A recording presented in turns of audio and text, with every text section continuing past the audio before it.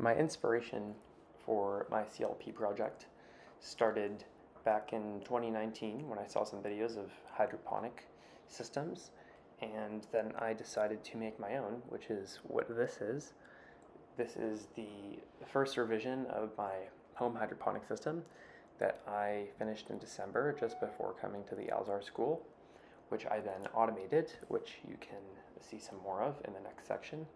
But having this working really inspired me to do more with these systems, see how they can be automated, and bring these to communities that need them.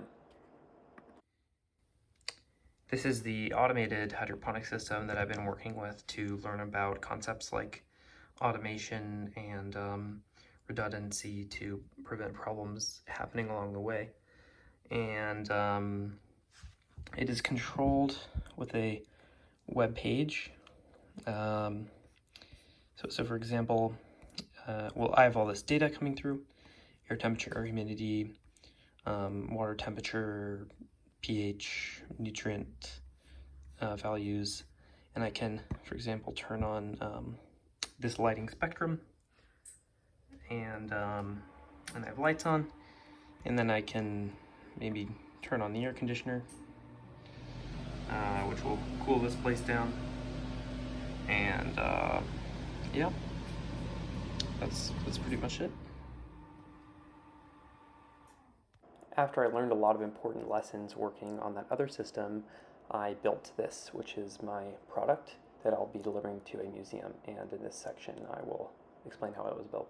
After I marked these downspouts and then drilled pilot holes in them, and then drilled larger holes in them with a hole saw, I was left with these sections of downspouts with holes in them, 2 inches for the plants to grow in. And then I cut some wood for the frame, and I was left with something like this, which now has turned into this. This nutrient film technique hydroponic system is my CLP product, which will be delivered into a museum tomorrow. It is made from downspouts, 2x4s, this storage tote, which is a water reservoir, and then a water pump, an aerator, some lights, and a bit of hardware like fittings and tubing and screws and such. It was fairly cheap to build, only around $100, and that's pretty good given that it can grow 24 plants, 6, 6, 6, 6. And it's using this artificial light because it's going to be installed indoors, and it uses cloning collars so that it can work with clones, which is an easier way to grow plants than just growing them from seed. And yeah, I'm excited.